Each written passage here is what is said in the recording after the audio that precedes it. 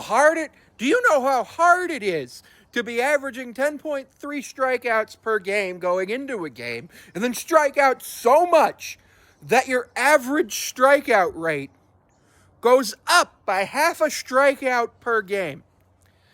It's like you have to try to be striking out. The thing is, I don't think the Mariners are trying to strike out. I think that's just all they know how to do. Mariners lose 11-1 to the Minnesota Twins today, and it was a game where they struck out 15 times. It started bad. Mariners went 1-2-3 in the first inning and then gave up some runs, 5 runs actually, small ball, and just home runs and everything. They gave up runs every way you could think of giving up runs. Home runs, small ball, big ball, errors. They didn't get an RBI walk or an RBI hit by pitch off Mariners pitching today, though. So I guess that's one thing going for us. But just any way you could think of other than those two to score a run, the Twins scored a run that way. I think Logan got pulled in the 5th. He takes the loss today. His ERA went from an American leading 1.69 to almost 3, dropping him out of the top 10 in American League ERA. Julio got on base once. He was 0 for 3. I don't think he was one of the strike. I think he might have struck out once. But you know what? Taking that walk was good.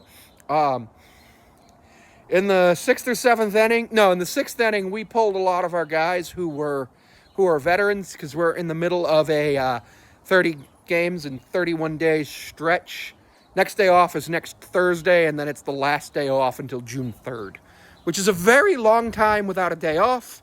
There's a 6-game homestand, a day off, and then like a 10-day East Coast road trip, which will be really good for me as an East Coast person, because I'll get to watch at a decent time. Not that 1:10 Eastern is a decent time. I do not like 1:10 Eastern games. I like my 9:40 games. Not 100% sure what to expect coming into next week. Brian Wu is going to be activated off the injured list tomorrow. He'll be able to come back up. We're probably going to have... No, we'll definitely have to send a pitcher down. Because with Wu coming back onto the roster, we'd have 14 active. We used 2 pitchers today. We used Gilbert and Miller, which makes sense. You don't want to go too deep into the bullpen when you have that many games coming up over the span of basically a month. It's a disaster. To put the strikeouts into perspective, the Mariners have 399 strikeouts, which is over 10 per game because they haven't played 39 games yet.